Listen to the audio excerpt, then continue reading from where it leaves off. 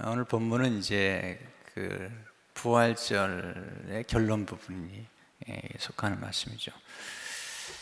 이 본문은 굉장히 중요하죠. 왜냐하면 이 안에 하나님의 나라가 담겨 있고 또 십자가와 부활, 또 성령의 역사가 함께 담겨 있기 때문이죠. 예수님 오셔서 전해주신 것은 천국 복음이고 또 제자들도 하나님의 나라를 선포하고 또 부활의 증인이 된 것을 보게 됩니다.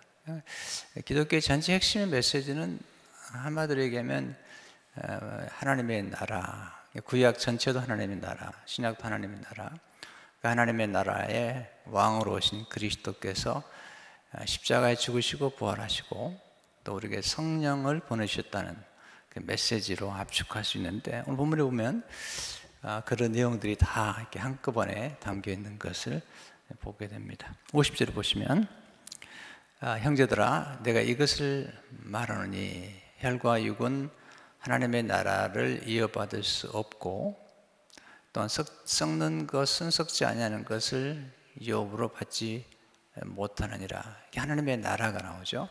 우리의 혈과 육은 하나님의 나라를 이어받을 수 없다. 그렇게 이제 말씀을 주시면서 썩는 것은 썩지 아니하는 것을 유업으로 받을 수 없다. 그러니까 지금 예수 믿는다는 것과 이 복음이라는 게 얼마나 영광스러우냐면, 예수를 믿게 되면 우리는 하나님의 나라를 유업으로 받게 된다는 거죠. 하나님의 나라를 유산으로 받게 되는 거죠. 이 하나님의 나라는 썩지 아니하는 나라다, 또 쇠하지 아니하는 나라다라는 것을 강조하죠.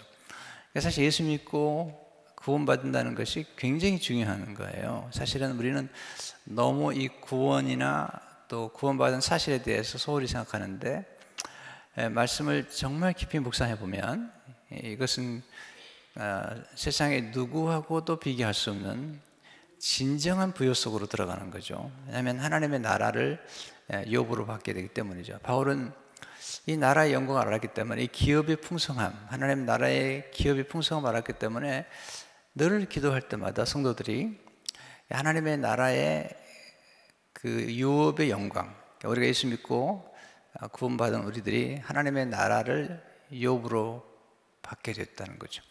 예수님께서 너희가 거듭나지 않으면, 물과 성령으로 거듭나지 않으면 하나님의 나라를 볼 수 없느니라. 그러니까 예수님이 오시면서 우리는 하나님의 나라를 볼 수 있게 됐고 또 경험할 수 있게 되었고 또 누릴 수 있게 되었다는 거죠. 뿐만 아니라 우리가 그 유업을 받게 되는데, 우리 혈과 육으로는 그 유업을 받을 수 없고 부활의 몸으로 썩지 아니할 몸을 받아야 된다 사실을 강조하고 있죠.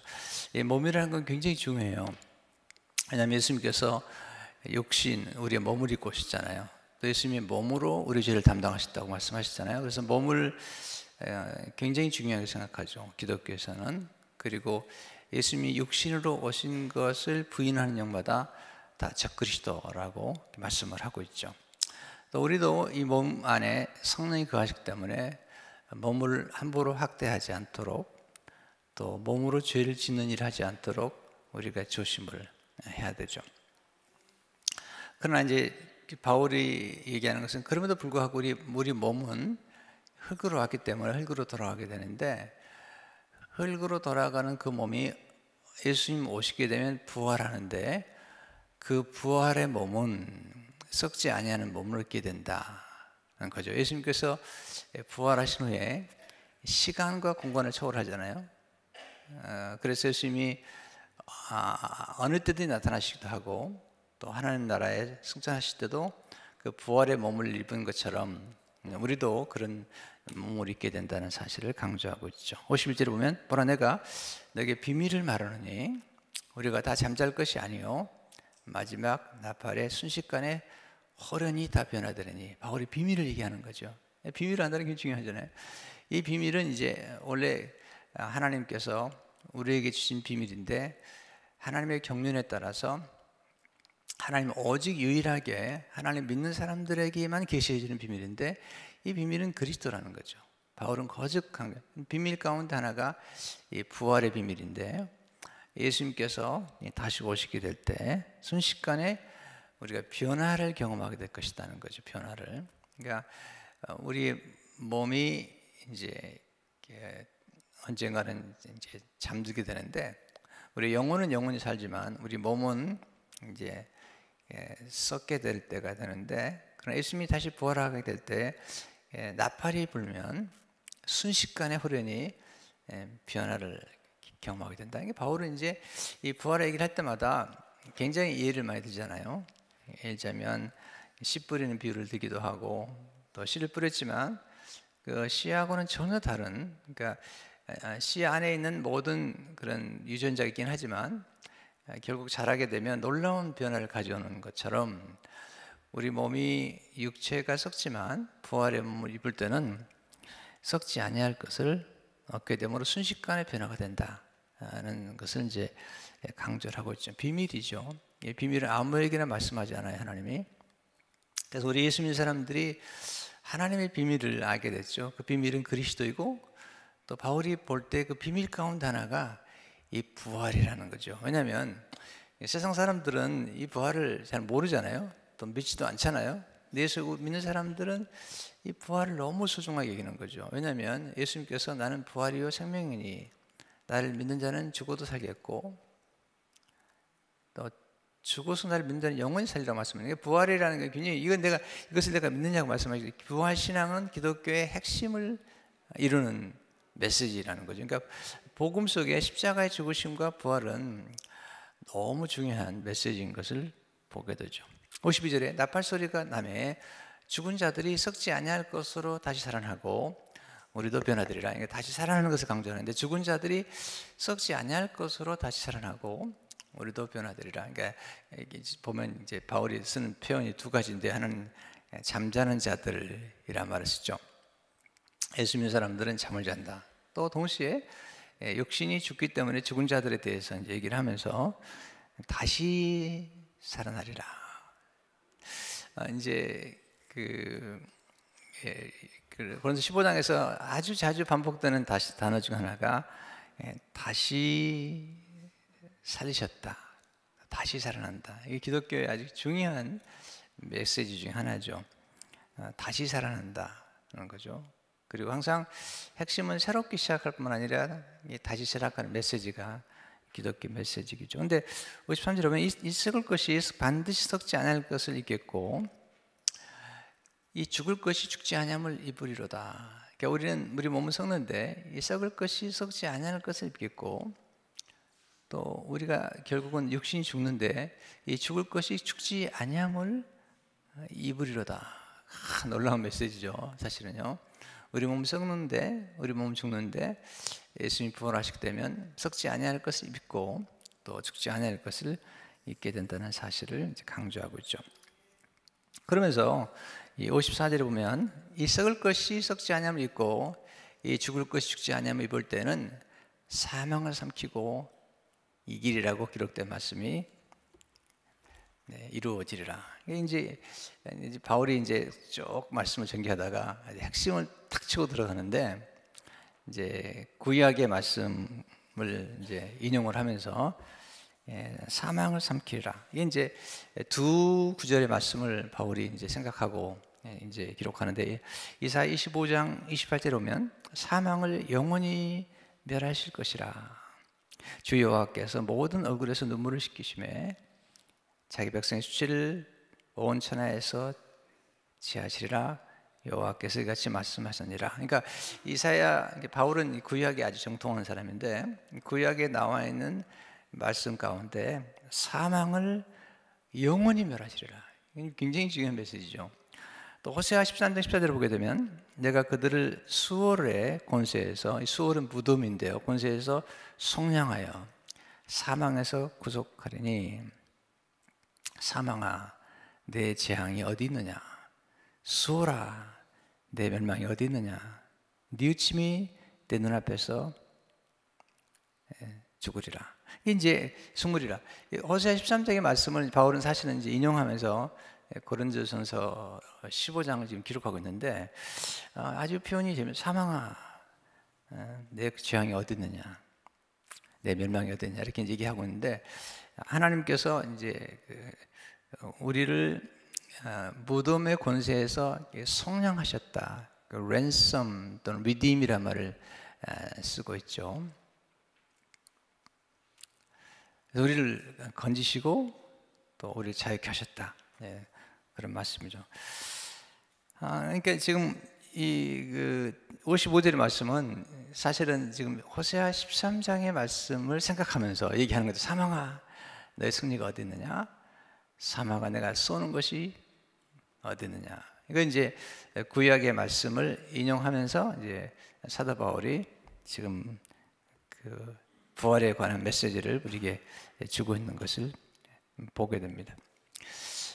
이 말씀을 이제 인용하는 이유가 뭐냐면, 예수 그리스도의 십자가의 성량으로, 예수 그리스도 십자가의 우리를 대속하심으로 우리를 사망에서 건져내셨다는 거죠. 그러면서 이제 바울이 이제 더 좀 깊이 들어가는 거죠. 56절에 보면, 사망이 쏘는 것은 죄요, 죄의 권능은 율법이라. 그러니까 사망이 우리를 계속 괴롭히는 거죠. 우리가 태어날 때부터 죽을 때까지 늘 우리는 이제 죽을까봐 두려워하잖아요. 또 죽음으로 늘 사람들은 이제 우리를 두렵게 하죠. 또 질병이나 또는 가난이나 또는 뭐 여러 가지 것들이 가만히 집중해 보면 죽음의 문제와 직면되어 있죠. 그래서 뭐 아프면 조금만 죽는 거 아닌가 이렇게 생각하고요. 또 생활이 어려워도 이러다 죽는 거 아닌가. 또 직장은 잃어도 이러다 죽는 거 아닌가. 항상 이런 이제 죽음과 관계가 되면서 계속 사망이 우리를 쏘는 거죠. 근데 바울은 이제 얘기하는 거죠. 사망이 쏘게 된 이유가 무엇이냐? 어떻게 사망이 오느냐라고 할 때 바울이 이제 아주 신학적으로 중요한 얘기를 하는 거죠. 56절에 사망이 쏘는 것은 죄다. 네. 죄가 사망을 가져왔고, 그리고 죄의 권능은 율법이라. 근데 죄의 놀라운 권능이 있다. 근데 이 권능을 우리에게 생각나게 하는 것은 율법이라는 거죠. 왜냐하면 율법의 말씀이 아니면 죄를 죄로 알지 못해요. 내가 보면 죄의 권능이라고 말할 때 이 권능이라는 말이 굉장히 무서운 얘기예요. 사실은 이게 성령이 너에게 말씀, 너희가 권능을 받고라고 할 때 쓰는 두나미스라는 말을 썼어요. 그러니까 성령의 능력처럼 죄의 권능이 무섭다는 거죠. 성령의 능력은 살리는 능력이라면 엄청난 능력이에요. 성령 능력은요, 우리를 살리고 예수 그리스도를 죽은 자 가운데서 부활시킨 성령의 놀라운 능력처럼 이 죄의 권능이 얼마나 무서운지 사람들을 죽음에 들어가도록 만든다는 거예요. 그러니까 우리가 죄를 우습게 하는데요, 죄가 우습지 않습니다. 이 죄라는 게 얼마나 인간을 파멸하는지. 그래서 이 죄의 권능, 이 죄의 파괴적인 권능, 죄가 사망, 죄의 싹은 사망인데, 죄의 싹은 사망이기 때문에 이 죄가 우리 인간의 모든 걸 망가뜨리는 거예요.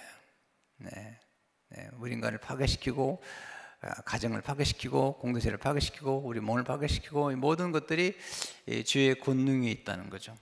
그러니까 존 오웬이라고 하는 유명한 청교도 신학자죠, 목회자인데, 그분은 죄 죽임이라는 그런 책을 썼어요. 죄에 관해서 많은 책을 써요. 그러면서 우리 죄를 죽여야 된다. 우리 가운데 역사하는 죄의 권능을 소멸시켜서 점점 뿌리를 뽑아야 된다. 왜냐하면 죄는 우리가 가지고 있는 모든 풍성한 삶을 다 빼앗아가 버리는 거예요. 바울이 그걸 아는 거죠. 왜냐하면 아담과 하와 죄의 근본이 이제 교만과 불순종이었거든요.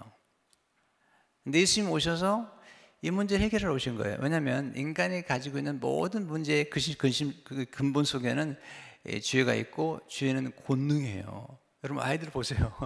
아이들이 죄를 알기 시작한다고요. 잘못하면 큰일 나요. 이번에 신문에 보니까 어떤 분이 막 작은 건 하나를 훔쳤는데, 제가 찍어놨어요. 근데 이 풀려나려면 보석금만 해도 엄청난 돈이에요. 그러니까 이게 이제 이 시스템 자체가 문제가 되게 뭐냐면, 마켓에서 조그만 하나 훔쳤는데 그 갇혀 있는 거예요. 그러니까 죄의 권능이라는 게 굉장히 무섭다는 걸 사실 우리가 좀 알아야 되는데, 문제는 우리가 이제 바울이 얘기한 것처럼 죄를 심었는데 당장 어떤 결과가 안 나타나기 때문에 우리가 스스로를 속이고 살 때가 많거든요. 사실은요. 내가 보면 죄의 권능이라는 게 얼마나 무서운지, 또 죄를 심는다는 게 얼마나 무서운지 어느 순간에 가면 이게 다 이렇게 드러나기 시작하잖아요. 요즘 한국이나 미국에서 미투 운동이 벌어지고 있는데 엄청난 일들이 지금 전개되는 게 뭐냐면 20년, 30년 전에 그냥 한 번 잘못 터치한 게 한순간이에요. 한순간 터치한 것 때문에 지금 수많은 사람들이 정치계에서 내려오고 또 조사를 받고 이러는 거죠. 한순간에. 심지어는 정말 세계적인 시인이라고 얘기하는 우리나라의 시인도 그 후배 시인이 지금 신문에 고발하잖아요. 선버릇이 나쁘다. 근데 이 문화인들은 이 시인을 우상화했다 이렇게 얘기하잖아요. 보고도 우상화했고, 이렇게 무서운 일들이 벌어지고 있는 거죠. 하나님이 심판하지 않아도, 하나님 심판하지 않아도 인간 스스로가 지은 죄 때문에 스스로가 스스로 심판하고 있는 거예요. 이게 이제 인간이 가지는 게 이제 모습이죠. 제가 이제 우리 한정민 목사님이나 우리 김민수 목사님, 이제 젊은 목사님들, 또 우리 박상현 목사님이나 이런 분들에게 얘기를 하죠. 앞으로 훌륭한 목회자가 되기 원하면 지금부터 관리를 잘 하라고. 그래야지 나중에 20년 지나고 30년 지나고도 안전하게 건전하게 목회를 하시는 것인데, 젊은 날에 그냥 순식간에 한번 실수를 했다가도 또 미투 같은 일이 벌어져 버리면 정말 어려운 일이잖아요. 그러니까 죄라는 게 무서운 거예요. 왜냐하면 죄라는 게 감춰 있는 것 같지만 어느 순간에 와서 쏴버리거든요. 화살을 당기듯이 기다리고 있다. 죄라는 것을 우리가 만반하게 봐서는 안 되거든요. 정말 심각하게 여겨야 되는 건데, 바울은 그걸 알고 있는 거죠. 죄의 권능을 알기 때문에. 근데 죄의 권능, 죄를 생각나게 하는 게 뭐냐, 율법이라는 거죠. 그러니까 우리 인간은 율법 아래 있으면 다 심판 아래 있게 되고, 죄 아래 있게 되고, 그리고 또 하나 사망 아래 있게 된다는 거죠. 근데 그러면 어떻게 승리할 수 있냐는 거예요. 이제 그걸 얘기하는 거예요. 57절에 보면 우리 주 예수 그리스도로 말미암아 우리에게 승리를 주시는 하나님께 감사하는. 이게 어떻게 가능하냐는 거예요. 누가 죄의 싹을 대신 지불해주나요? 죄는 반드시 값을 지불해야 되는데, 이 대속의 은혜를 우리가 성경은 얘기하지만 세상은요, 이 대속의 은혜를 잘 이해 못해요. 그래서 세상에서는요, 대신 값을 지불하는 걸 잘 안 해줘요. 이 시스템 자체가 대속의 시스템이 없어요. 세상은. 왜냐하면 그렇게 마귀가 만들어놨어요. 그러나 기독교만큼은, 그리고 예수 그리스도의 복음 안에는 이 대속의 은혜가 있는 거예요. 지금 보세요. 세상이 누가 죄를 졌기 때문에 내가 대신 값을 지불하겠다, 잘 통하지 않습니다. 이제 물론 문학 작품에는 나오죠. 또 가끔 이게 그런 스토리가 나오긴 하지만, 그러나 이 세상에 만들어놓은 사법 시스템 안에는 이 대속이라는 게 잘 되지 않는 거예요. 대속이란 게 뭐냐면, 예수님이 오셔서 우리의 죄값을 대신 담당해 주셔야만이 대속이 이루어지는데, 이 죄값을 담당하는 것을 속량이라고 말했어요. 랜섬, 대속물이란 말. 대신 값을 지불하기 위해서, 보세요. 어떤 사람의 죄를 지금 사망에 속했는데 이 사람의 죄를 속량하려면 죄값을 지불해야 되는데, 성경은 이렇게 말씀하는 거죠.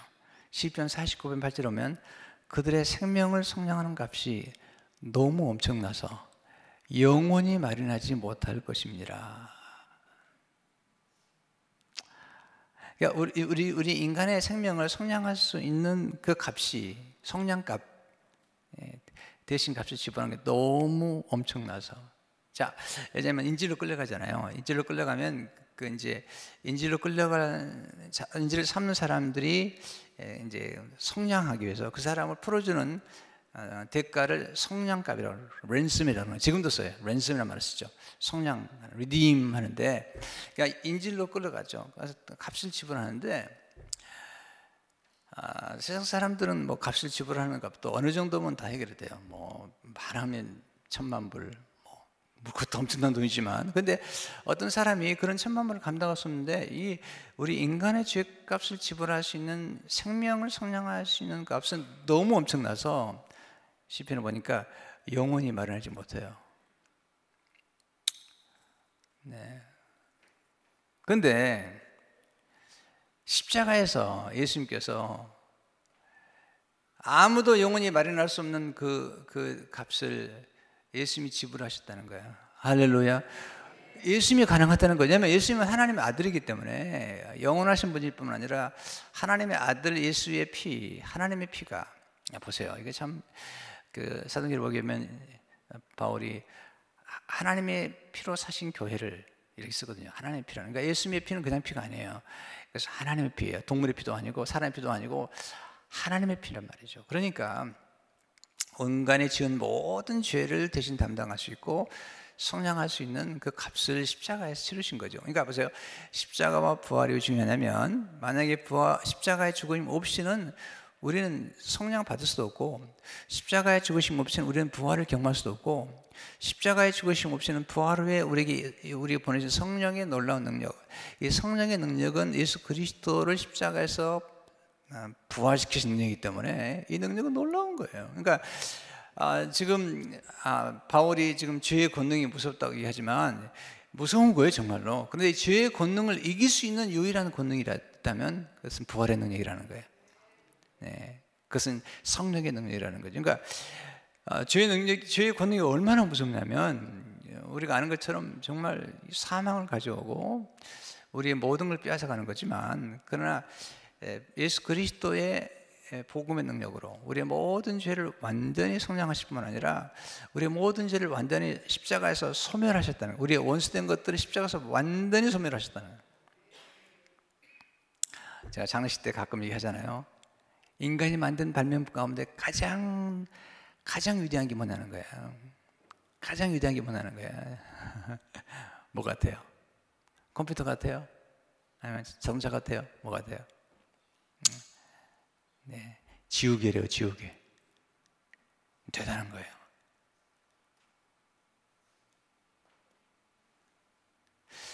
여러분, 컴퓨터에서 제일 중요한 기능이 뭘까요? 딜리트입니다. 딜리트. 지울 수 있다는 거. 근데 컴퓨터에서 딜리트해도 남았어요. 원 서버에는요. 네. 구글 같은 서버는 남아있다고. 근데 하나님이 우리의 모든 죄를 예수 그리스도의 십자가로 용서하실 때는 완전히 도말하시는 거예요. 할렐루야.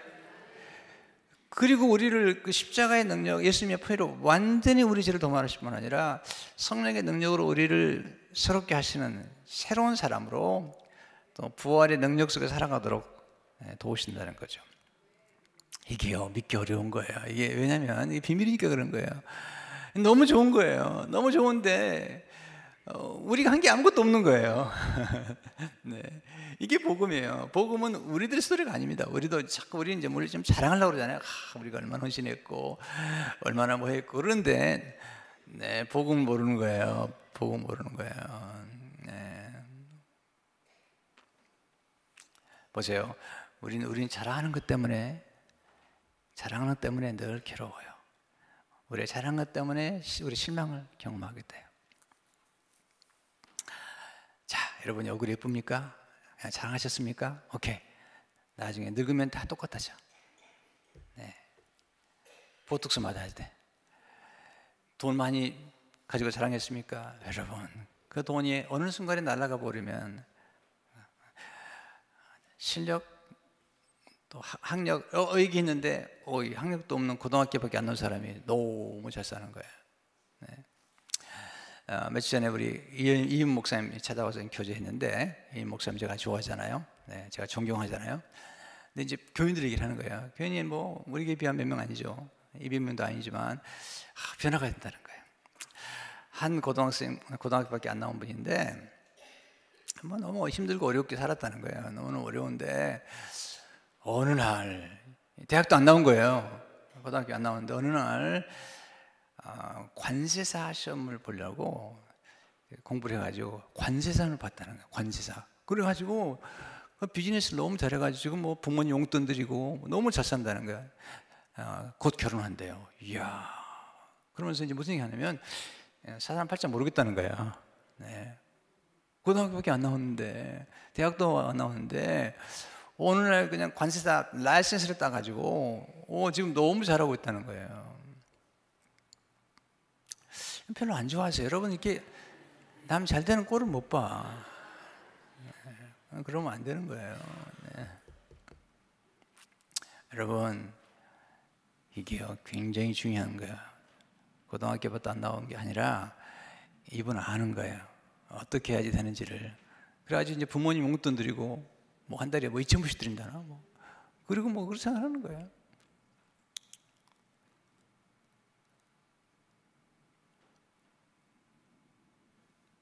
그런데 뭐 박사학위 받아가지고 그냥 쩔쩔매고, 또 어떤 변호사님들은 한 번 만났더니 10,000불만 있으면 좋겠다 그러더라고요. 10,000불만.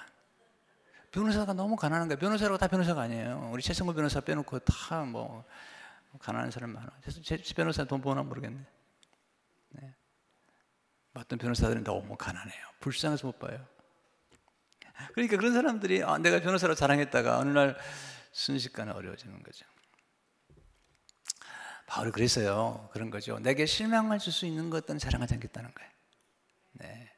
여러분, 성공도 대단히 좋죠. 자랑했죠. 그러나 오래가지 않거든요. 여러분, 저도 한때 괜찮았어요. 유명했던 목사예요. 아세요, 여러분? 몰라도 돼요. 근데요, 그거 아무것도 자랑할 게 없어요. 네. 어려움을 겪고 힘든 거 겪으니까 아무 필요가 없는 거예요. 그게 아무런 도움이 안 되는 거예요. 이게요, 보세요. 1층에 있다가 떨어져도 살아요. 근데 3층에 20층에 있다가 떨어지면요, 이거 완전 힘든 거예요. 그런 거죠. 제가요, 한 20층에 있다 떨어졌거든요. 살아남은 거 기적이죠. 바울이 그런 거야. 나는 십자가 외에는 자랑하지 않겠다는 거야. 예수 그리스도 외에는 자랑하지 않겠다는 거예요. 왜냐하면 바울이 모든 걸 자랑해 봤지만 그 자랑한 것들이 다 헛된 것이고 하더라는 거예요. 근데 바울이 예수님을 자랑한 거, 십자가를 자랑하는 것은 영원히 변화되지 않는 거예요. 할렐루야. 목사도 마찬가지예요. 뭘 자랑하려고 그래요? 예수 그리스도의 십자가와 부활과 성령 강림, 이 복음의 영광 외에는 자랑할 게 없잖아요.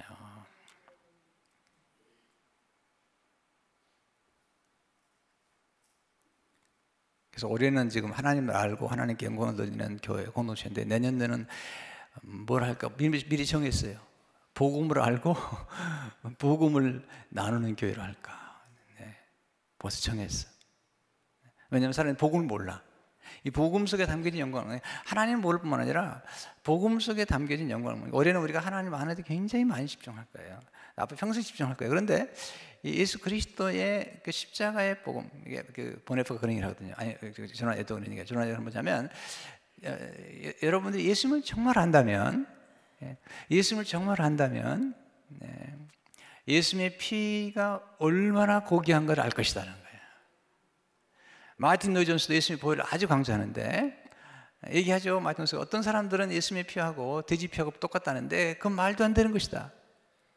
예수님의 피는 하나님의 피라는 거예요. 우주 모든 만물을 만드시고 창조하신 하나님의 피기 때문에 우리의 모든 죄와 모든 죄의 권능과 모든 율법의 모든 권능을 다 압도할 만큼, 할렐루야, 그런 놀라운 능력이 있다는, 그렇기 때문에 이 예수 그리스도께서 오셔서 우리에게 승리를 주시는 것은 뭐 당연한 거죠. 왜냐하면 예수님이 십자가에서 죽으시고 부활하시면서 완전한 속죄, 영원한 속죄를, 영원한 값을 지불해 버린 거죠.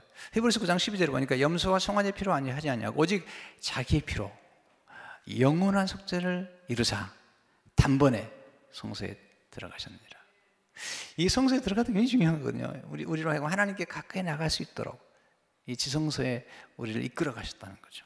히브리서 9장 15절에 보니까 이로 말미암아 그는 새 언약의 중보자시니 이는 첫 언약 때 범한 죄에서 성령하려고 첫 언약, 율법대의 범한 죄에서 우리를 성령하려고 죽으사 부르심을 입은 자로 하여금 영원한 기업의 약속을 얻게 하려 하심이라. 와, 할렐루야. 와, 이게 놀라운 거예요. 여러분, 제가요, 예수 믿고 목사가 된 다음에 복음을 깨달은 다음에 제가 강단에 설 때마다 흥분하지 않고 서본 적이 없어요. 왜냐하면 복음을 전하기 때문에. 전 주일마다 기다려져요. 오늘 새벽 이게 기다리느라고 며칠 기다렸어요, 지금. 짧게 끝내려고 하지 마세요. 저 흥분했어요.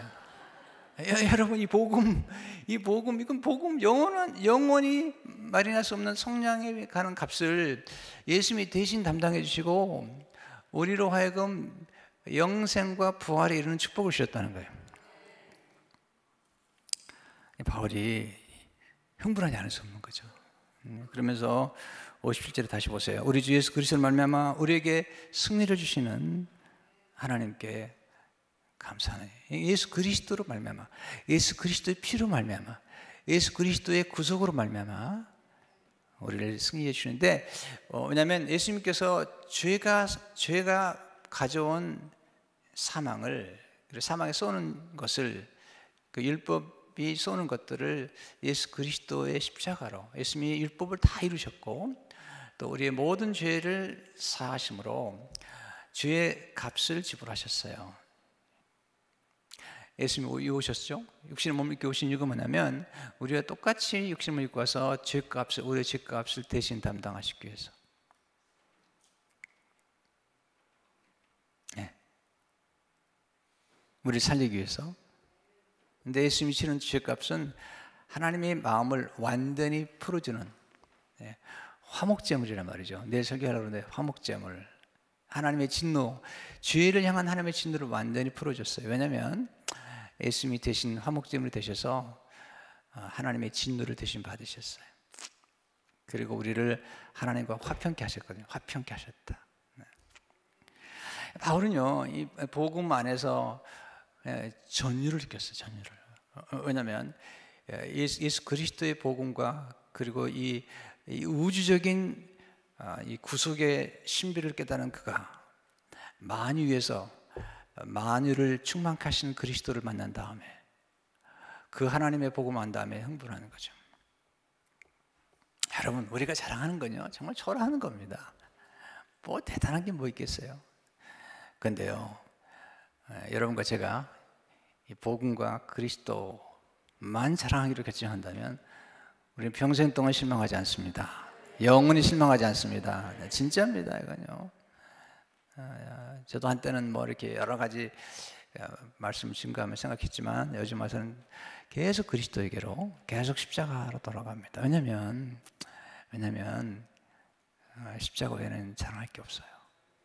우리가 필요한 모든 것들이 십자가에, 예수 그리스도의 복음 안에 모든 것들이 담겨 있고 그 속에 담겨 있는 이 놀라운 진리와 그리고 지혜가 우리 삶을 풍성하게 만드는 거예요. 예수님께서 내가 온 것은 양으로 생명을 얻게 하고 더 풍성히 얻게 하겠다는 거죠. 왜냐하면 십자가에서 우리 흘려주신 그 피와 예수님의 그 놀라운 사랑이, 그리스도의 그 놀라운 사랑이 우리로 하여금 놀라운 능력 있는 삶을 살게 만드는 거예요.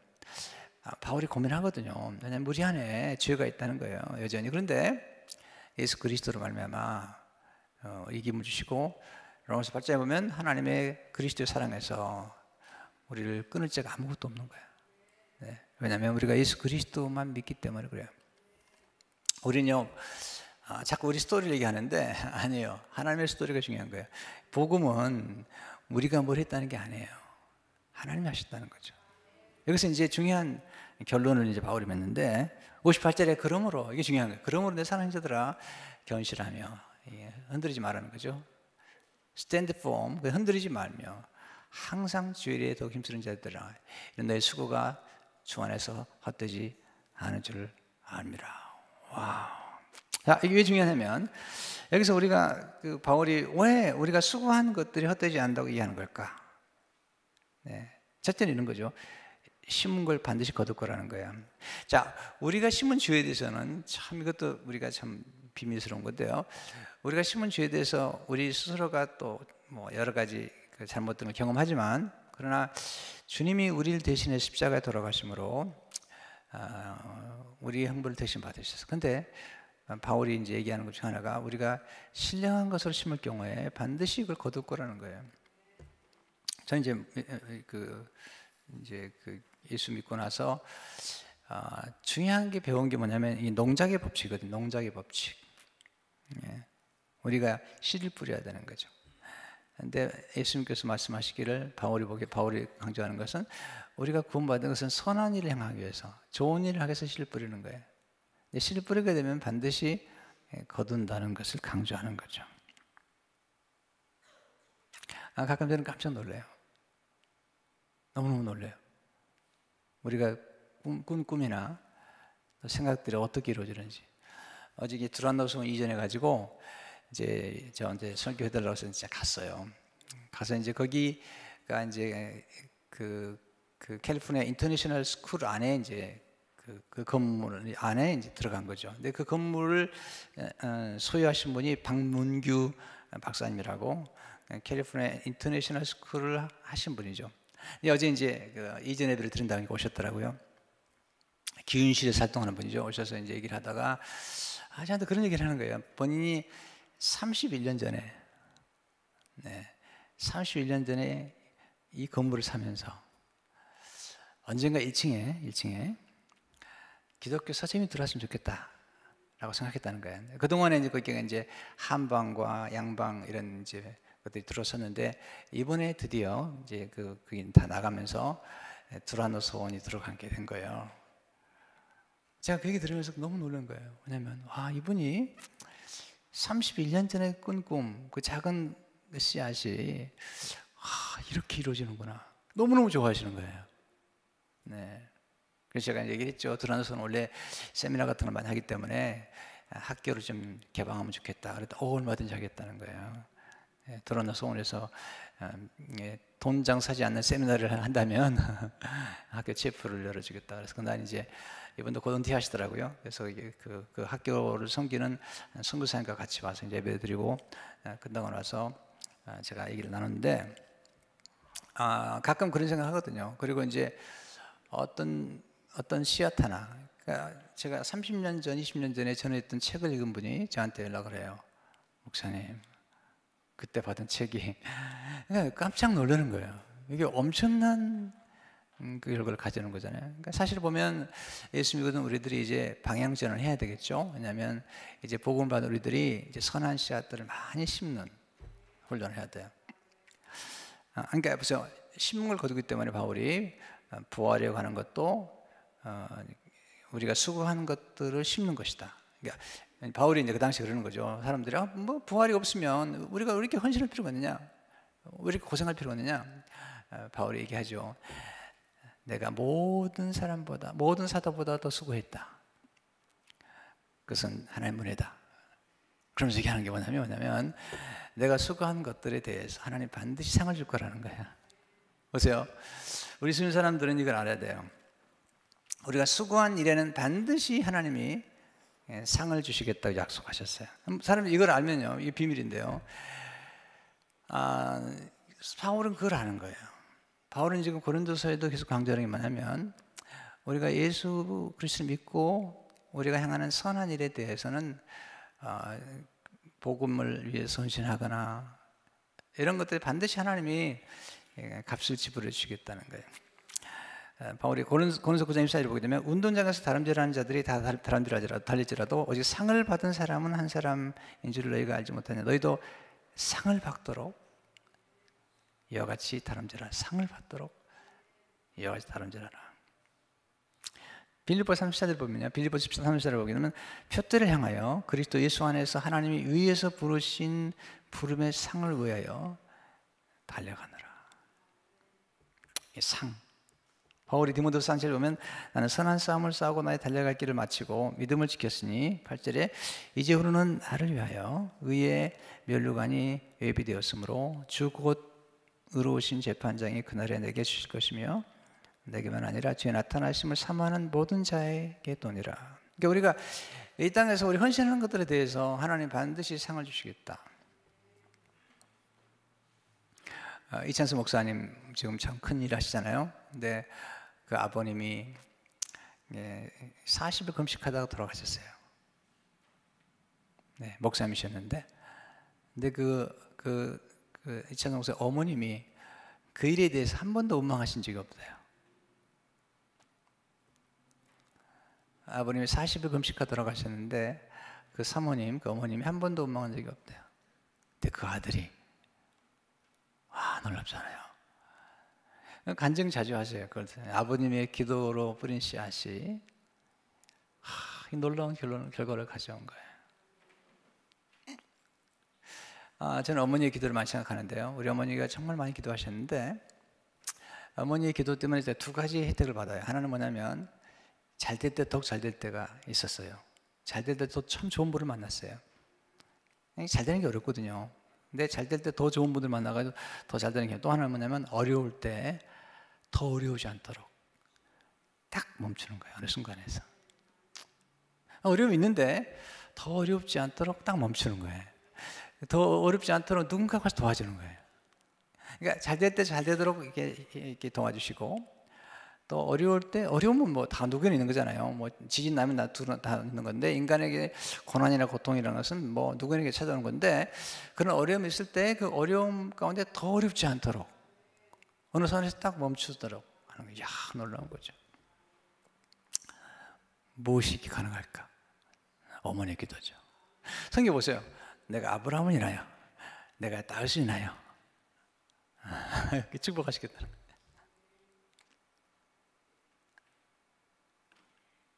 저는 이게 비전 센터를 제공해서도요, 저는 간단합니다. 우리가 헌신한 것들이 우리 후손들에게 너무 놀라운 결과를 가져올 거라는 거예요. 할렐루야. 그러니까 우리가 지금 누리고 있는 혜택, 우리가 누리왔던 혜택들 있는 것처럼 우리가 건축한 비전 센터에서 우리 후손들이 누리게 될 축복들 생각할 때 얼마나 감사한지 모르잖아요.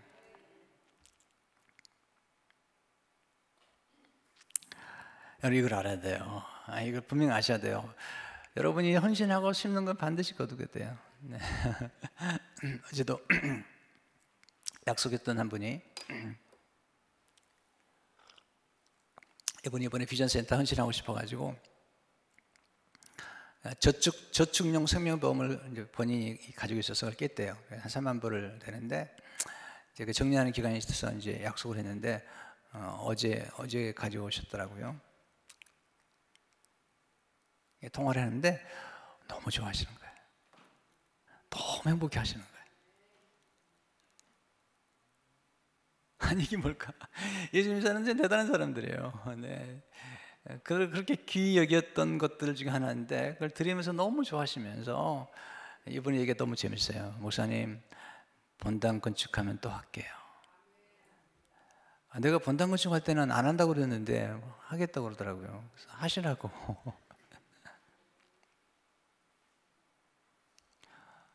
이게 사실 하나님의 사랑의 감동이 없으면, 하나님 은혜에 대한 감동이 없으면 어려워요. 이게 진짜 감동이 되고, 또 하나는 뭐냐면 감동뿐만 아니라 믿음이 필요한 거예요. 믿음이 없으면 내가 심은 것을 누군가가 또 내 자녀들이 반드시 거둘 거라는 것을 알기 때문이죠. 할렐루야.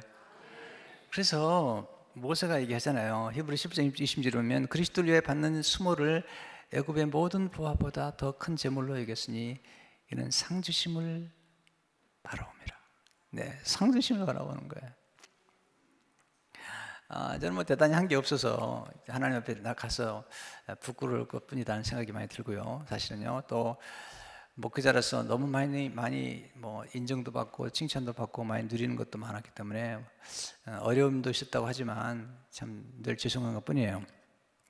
근데 이제 하나님 앞에 가게 되면 꼭 듣고 싶은 그런 말씀이 하나 있는데, 마태복음 25장 21절의 말씀이에요. 그 주인이 이르되 잘하였도다 하시고 착하고 충성된 종아, 내가 적은 일에 충성하였으니 내가 많은 것을 내게 맡기리니 내 주인의 즐거움에 참여할지어다 하고, 적은 일에 충성했다.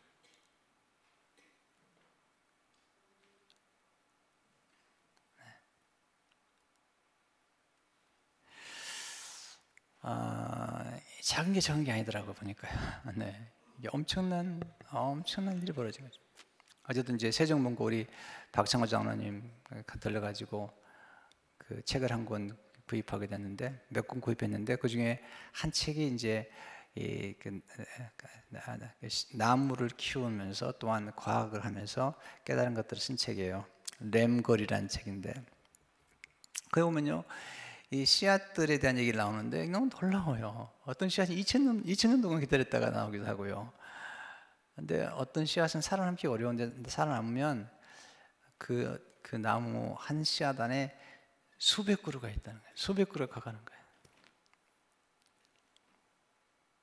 그러니까 작은 씨앗 속에 얼마나 놀라운 일이 벌어지는지, 네, 엄청난 일이 벌어지더라고요. 그러니까 그런 것들은 이제 많이 저는 공부, 그런 거 너무 재밌어요. 이게 뿌리랄지 또는 씨앗이랄지 또 나무랄지 줄기랄지 이런 것들이 어떻게 이루어지고 또 나무 안에서 어떤 일이 벌어지는가를 이제 보는데, 너무 예전에 선인장 같은 거 만들어지는데 이 선인장의 가시가 굉장히 중요하다는 거예요. 이 가시가 이 바람을 좀 막아준다는 거예요. 또 하나는 뭐냐면 이 가시가 그늘을 만들어준대요. 네, 아주 작은 거지만 이 그늘을 만들어주고, 또 하나는 이 가시가 그 선인장으로 하여금 오래 지탱할 수 있도록 특별히 이슬을 빨아들일 수 있도록 가시가 도와준다는 거예요. 참 놀라운 거죠. 그러니까 하나님 만드신 이 자연의 세계를 얘기할 때마다 너무 놀라운 거죠. 하나님의 솜씨가 너무 놀랍고, 하나님이 만드신 그 선인장의 그 가시 하나도, 와, 하나님 이렇게 지혜롭게 만드셨구나. 그 가시가 이슬을 받아 먹고 공급하고, 그 가시가 그늘을 만들어준대요. 그 가시가 바람을 또 이렇게 막아준대요. 굉장히 놀라운 스토리죠. 그러니까 하나님이 이제 보세요. 하나님이 얼마나 놀라우신지, 그러니까 작은 거 하나도 섬세하게 만드신 것을 보게 되죠. 보세요. 그러면 하나님도 그 예수 그리스도에게 똑같이 상을 주시거든요. 예수님이 그렇게 이제 이사야 53장에 보면 이렇게 기록하죠. 50장에 보면 그러니까 자기 영혼에 수고한 것을 보고 만족하게 길 것이라. 내 의로운 종이 자기 지식으로 많은 사람을 의롭게 하여 또 그들의 죄악을 친히 담당하리라.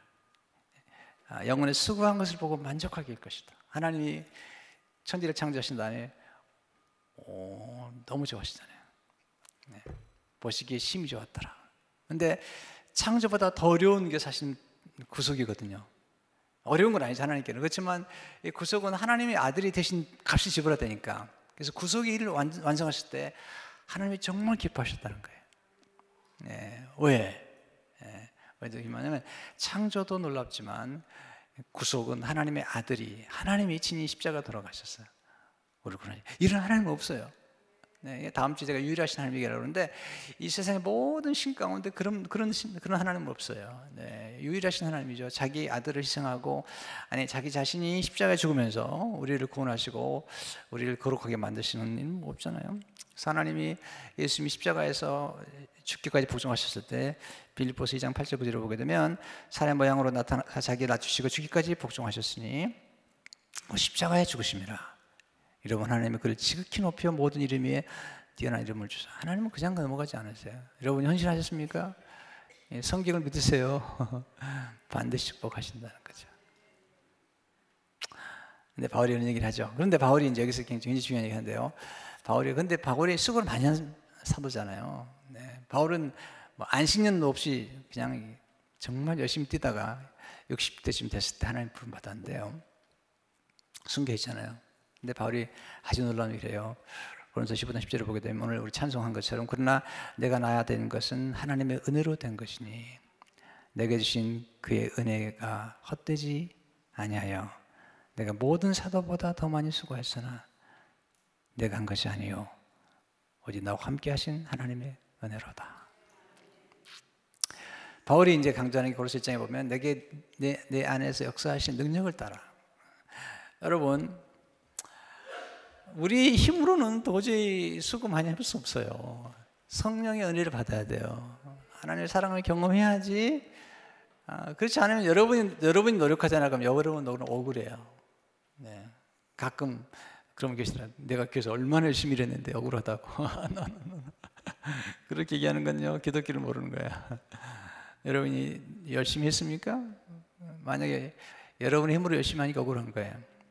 하나님의 힘으로 하시면 억울하지 않아요. 네. 여러분 헌신했습니까? 하나님께 드렸습니까? 여러분 이 드릴 수 있다는 게 얼마나 놀라운데요. 네, 우리가 나눌 수 있다는 게 얼마나 놀라운데요. 베풀 수 있다는 게 얼마나 놀라운데요. 네. 이건 놀라운 거죠. 시간이 많이 됐네요. 네, 또 시간이 다 됐네요. 참 아쉽네요. 여러분 제가 이렇게 이 복음을 증거할 때 흥분하지 않을 수 없어요. 왜냐하면 예수 그리스도의 복음 속에 하나님의 나라와 하나님의 나라의 유업과 그리고 영원히 값을 마련할 수 없는 그 성량하신 은혜를 예수님 주셨고, 우리에게 성령을 부어주시고 우리의 모든 죄를 도말하시고 우리의 모든 죄를 잊어버리셨어요. Forget, forgive and forget. 그리고 우리를 새롭게 하시는 이 놀라운 능력은 예수 그리스도 십자가밖에 없어요. 할렐루야. 그래서 내 힘으로 하면 힘들어요. 내 힘으로 하면 힘든 거예요. 근데 하나님의 힘으로 하면 모든 게 가능할 뿐 아니라 늘 즐거운 거죠. 근데 가끔 물어봐요, 목사님들이. 안식년 한 번도 없이, 안식월 한 번도 없이 이렇게 목회하신 게 어떠냐고 얘기하죠. 저는 너무 일이 재밌다고. 너무 일이 재밌고, 말씀 증거하는 게 너무 재밌고, 교회 일하는 게 너무 재밌고, 글 쓰는 게 너무 재밌고, 물론 이제 힘든 건 있죠. 힘들지만 재밌는 거예요. 힘들지만 의미가 있는 거예요. 너무너무 재밌는 거예요. 막 그냥 아이디어가 늘 떠올라요. 교회 일도 그렇고, 그냥 설교도 그렇고, 그다음에 글 쓰는 것도 그렇고, 그냥 늘 충만해요. 할렐루야. 그래서 안식년 하러 갈까 걱정이야. 네. 여러분, 물론 필요해요. 안식년 필요하고 쉼도 필요해요. 저는 그게 인정하니까요. 우리도 안식해야 되는데, 그러나 그리스도 예수 안에서의 하나님의 품위에서 안식하기 때문에 이 자체가 그냥 너무 재밌어요. 내가 그런 표현 쳤어요. My vocation is vacation. 네, vocation is vacation. 이 자체가 너무 재밌는 거예요. 네, 이게 힘들면 어떻게 하겠어요? 네, 힘든 일이죠. 네, 교회 건축도 하고 힘든 일이지만, 그러나 이게 하나님이 함께 하시기 때문에 가능한 거죠. 성도 여러분, 우리는 부활을 믿는 사람들입니다. 네, 사도신경에서 우리가 늘 암송하잖아요. 네, 몸이 다시 사실 것을 믿는다는 거죠. 그리고 우리는 늘 새롭게 우리 몸에서도 세포가 계속 새롭게 나오는 것처럼 우리 생애 가운데 주신 축복들은 놀라운 것입니다. 성도 여러분, 우리가 자랑할 건 그리스도밖에 없어요. 여러분, 그리스도만 자랑하면 후회하지 않아요. 십자가만 자랑하면 후회하지 않아요. 근데 쓸데없는 거 자랑하다는 굉장히 후회해요. 우리 자식이 얼마나 훌륭한지 모르겠다. 그러다가 또 너무 섭섭해가지고 이번에도 한 권사님 아들 결혼시키는데요, 나한테 그러더니, 목사님, 며느라한테 우리 아들이 그 여자친구 결혼한 친구한테 너무 잘하는데요. 너무 잘하는데 나한테는 그렇게 안 해요. 섭섭해요, 목사님. 어떻게 하죠? 내렸습니다. 아니, 아들 행복하면 되지.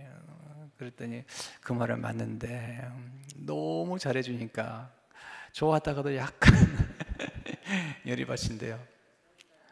아들 두신 분들 알아서 하세요. 네. 지금부터 마음 정리하세요. 네. 이해가 돼요. 얼마나 정성을 따서 키웠는데 아들을. 네. 남편보다 또 정성 들였으니까 남편은요 저리 갈아요. 아들을 보면 아들이 뭐 해달라고 그러면요 그냥 금방 마켓 갔다 옵니다. 남편이 해달라고 하면 아이고 이게 좀 또 해달라고 그러네. 우리 교회 말고 또 다른 교회인들. 여러분, 아들이 뭘 부탁하면요 금방 해오더구만요. 남편이 부탁하면요 이 삼식이 봐라 이거 오식이네 이건. 간식까지 달라고 그러고. 네. 그렇게 키운 아들인데. 여러분, 사랑도 내 힘으로 못해요. 안 되는 어떻게 하나님께 기도해야지. 네, 성도 여러분, 십자가 자랑하고 하나님 자랑하다 보면 행복해지고요. 또 자녀들은 맡긴 거야. 우리한테 잠시 맡긴 거니까 잘 키워서 또 그렇게 하고, 또 좀 잘해지면 보너스 받은 것처럼 감사하고, 그러면 행복한 거죠. 우리에게 영원한 행복을 주실 분은 하나님밖에 없어요. 진짜예요. 우리 정말 버리지 않고, 우리를 정말 떠나지 않고, 우리에게 지속적으로 계속해서 사랑해 주실 분은 하나님밖에 없어요. 그 사랑을 가져야만이 부부간에도 사랑이 가능하고, 자녀도 마찬가지고, 교회도 마찬가지입니다. 여러분들 그걸 기억하면 좋겠습니다. 기도하겠습니다. 우리 통성으로 기도하시죠.